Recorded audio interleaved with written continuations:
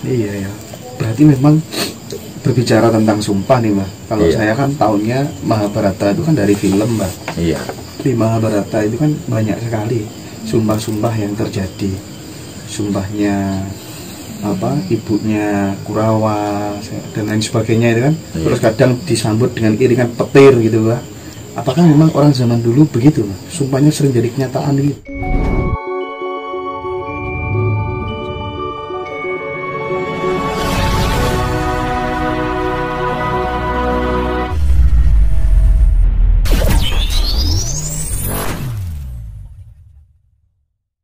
Kan sumpah palapa, sumpah pemuda.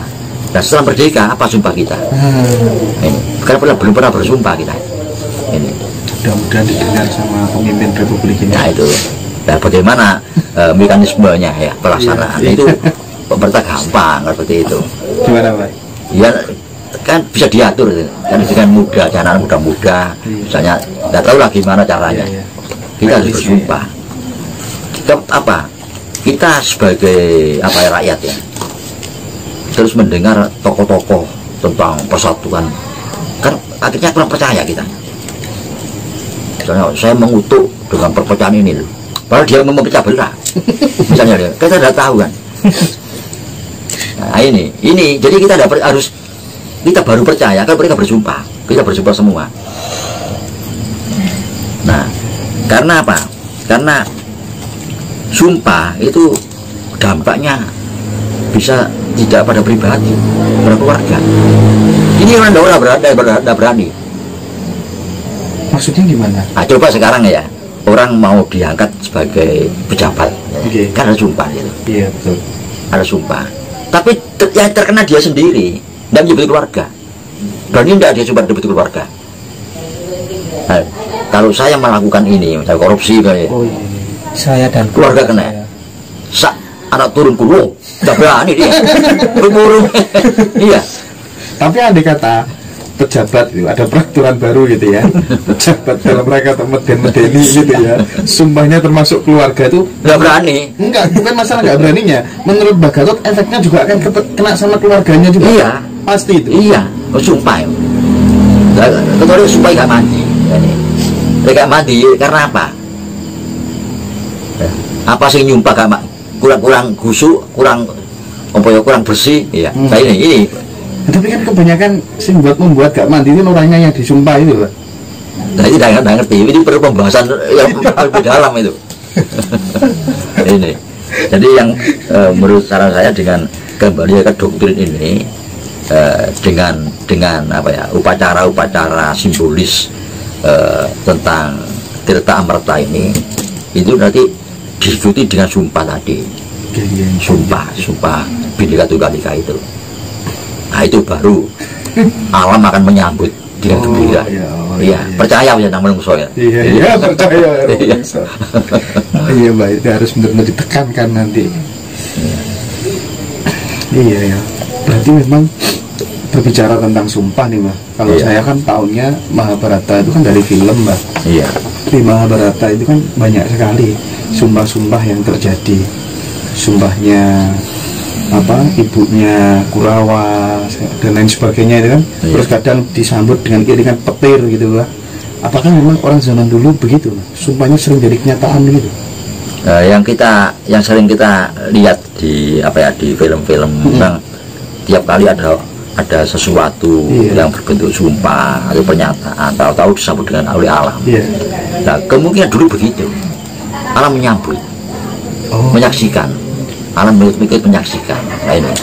Nah ini bagaimana ini pengertiannya? Kan sekarang tidak pernah terjadi. Masa terus bupati sumpah terus petir keluar. Ini. Nah kemungkinan dulu begitu. Iya Pak. Itu. Oke, break dulu Pak Gatot. Iya. Oke, saya kok terus terang masih agak penasaran dengan itu Mbak, statementnya beberapa sesepuh sepuh itu, raja-raja yang muksa di tanah Jawa berkumpul bersama, itu barangkali bisa diperjelas lagi kira-kira ngambil peran apa begitu beliau-beliau ini Mbah? Tadi seperti yang saya sebutkan di awal, ada Patih Gajah Mada, Ratu Sima, Brawijaya dan lain sebagainya, ada Prabu Siliwangi. Itu monggo Pak Kadang.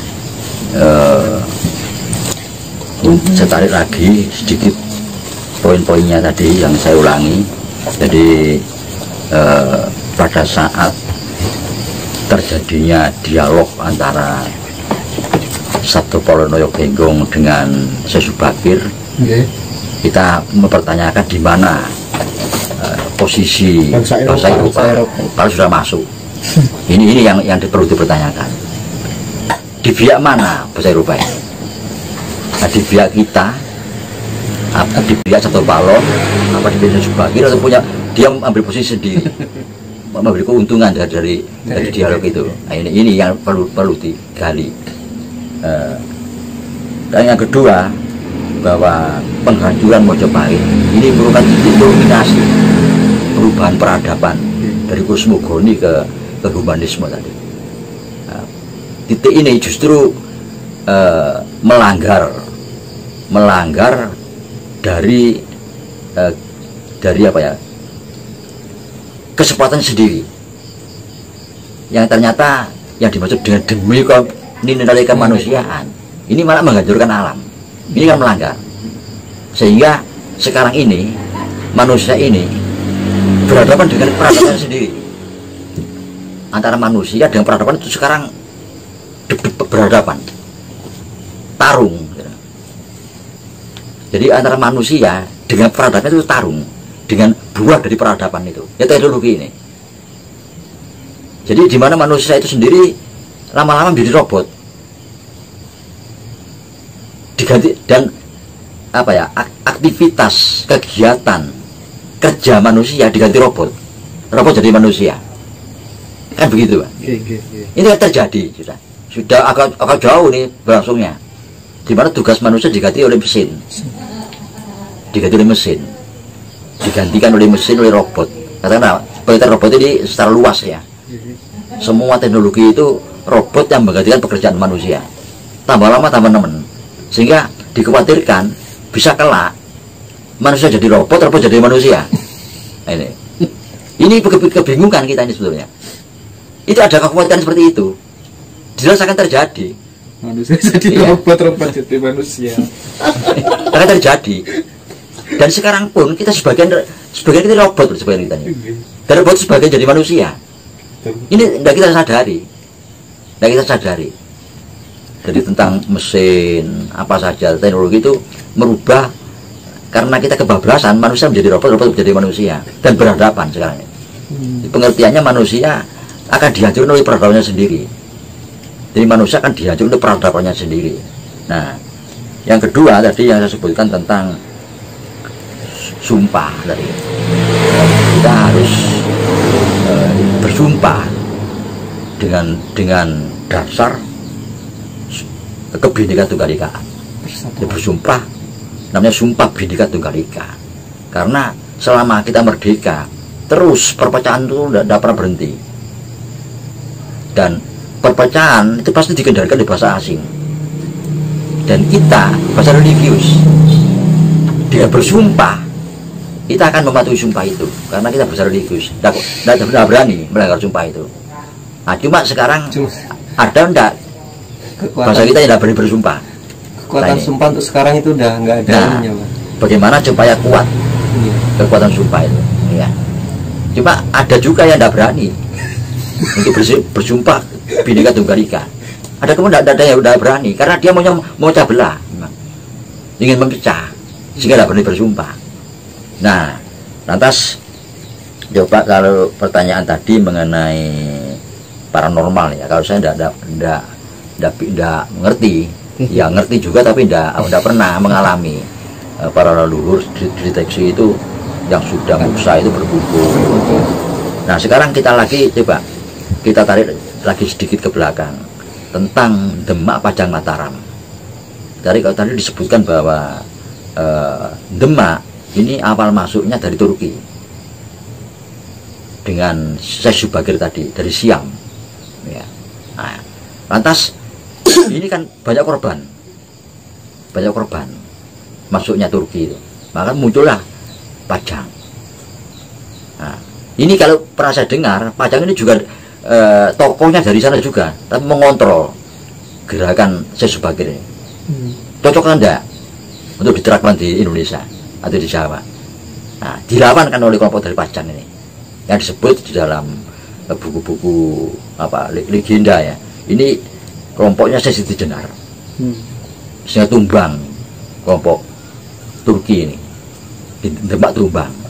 Nah, setelah dikuasai oleh Hadiwijaya, murid Sesi Jenar ini, terus diterisir oleh Mataram dan kelompoknya Sunan Kalijogo. Maka terjadi kenetralan. Jadi yang akhirnya dianut oleh orang-orang keraton di Solo Jogja sampai sekarang itu, yang disebut dengan Kejawen gitu, kan itu kan. Ini yang menetralisir dari kelompok keras tadi. Nah, dari ini kita kembalikan lagi kepada dialog Satu Paloroyo Genggong. Ya, akibat dari akan munculnya Satu Paloroyo tadi dibicarakan oleh para leluhur yang muksa. Nah, Satu Paloroyo Genggong ini dideteksi oleh para ahli-ahli sejarah. Itu kemungkinan itu Resi Dwi Jendra. Resi Dwi Jendra. Ya, Resi Dwi Jendra ini masih keturunan dari Bu Barada, tapi pada Majapahit akhir. Ini yang mendampingi Raja Majapahit. Seperti Menaso. Tapi ciri fisiknya sama seperti yang digambar-gambar itu Pak enggak? Nah, itu sudah dimitoskan. Oh gitu. Secara mitologinya begitu. Itu memang sengaja ya? Iya. Jadi Resi Dwi Jendra ini resi yang sudah mumpuni, yang sudah mempunyai ilmu apa ya, spiritual tinggi, sehingga digambarkan dia itu seperti Semar. Jadi mampu apa ya, dan matinya juga muksa. Dia punya tingkatan yang tinggi, menembak kepada Dat yang maha agung gitu loh. Jadi digambarkan seperti Semar kan begitu. Dia penasihatnya siapa tadi Pak? Raja Majapahit yang akhir. Ini Dwi Jendra, Resi Dwi Jendra. Akhirnya berarti usianya panjang ya Pak? Iya, enggak.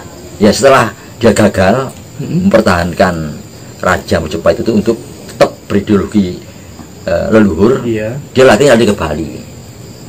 Nah, berdiam di Uluwatu. Nah, di situ dia mengajarkan ajaran Siwa Buddha. Ini kan di Bali kan banyak aliran, aliran Wisnu, aliran Krishna. Nah, dia alirannya Siwa Buddha. Ini gabungan antara hidup Buddha. Ini di Uluwatu itu. Nah, ini kalau saya mengkaitkan Uluwatu dengan Dwi Jendra karena dia Sabto Palo, ini dikaitkan dengan Kedatuan Kawista. Nah, ternyata Kedatuan Kawista ini punya kelompok sendiri, kelompok Wisnu. Jadi aliran Wisnu. Padahal kalau kita amati Kedatuan Kawista ini, dari namanya Kawista.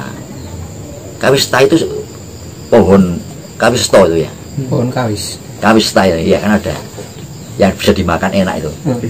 Nah, ini ibarat mojo, tapi kecil. Kalau saya mengatakan persis mojo, rasanya sama antara mojo yang besar dengan Kawista ini. Nah, ini gambaran bahwa Majapahit masih ada sampai sekarang, yang Bali. Nah, rupanya perjanjian Satu Paloroyo Genggong ya di sini. Sisakan Bali, makanya Bali bertahan. Karena memang dari UD tidak boleh menurut perjanjian. Nah, rupanya kenapa kok disisakan di Bali?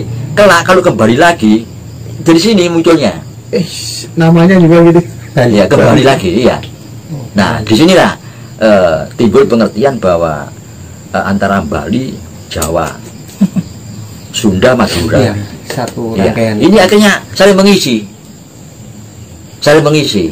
Nah, apakah Bali itu punya ajaran lahir dan batin? Apa cuma lahirnya saja?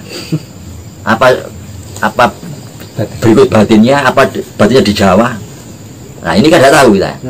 Nah, ini rupanya itu yang kalau ada para leluhur berdialog untuk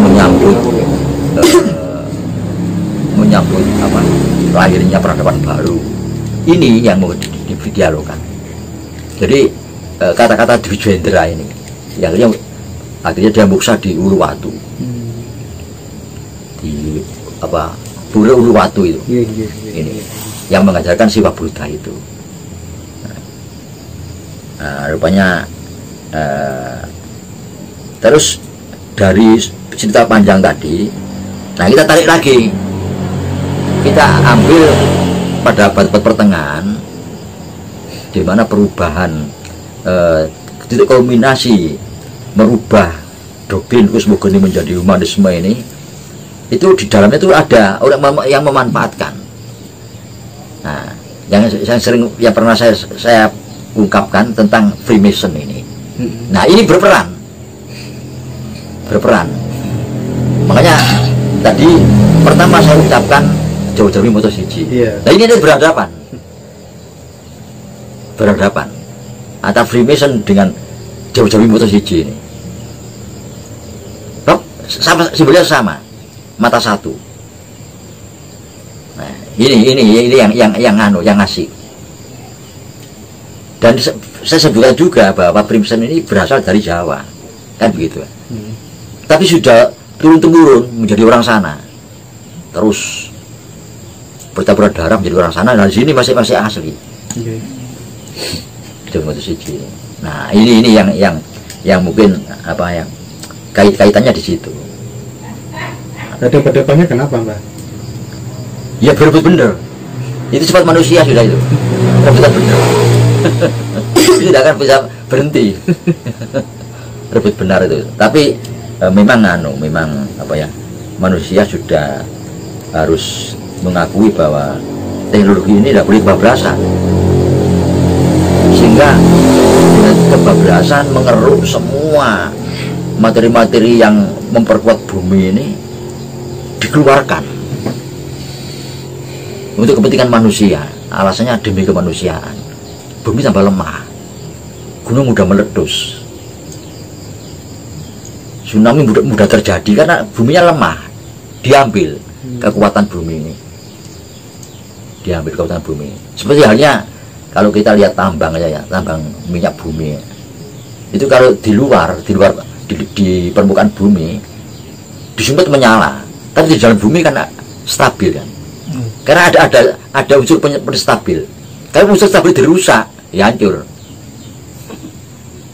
Seperti itu.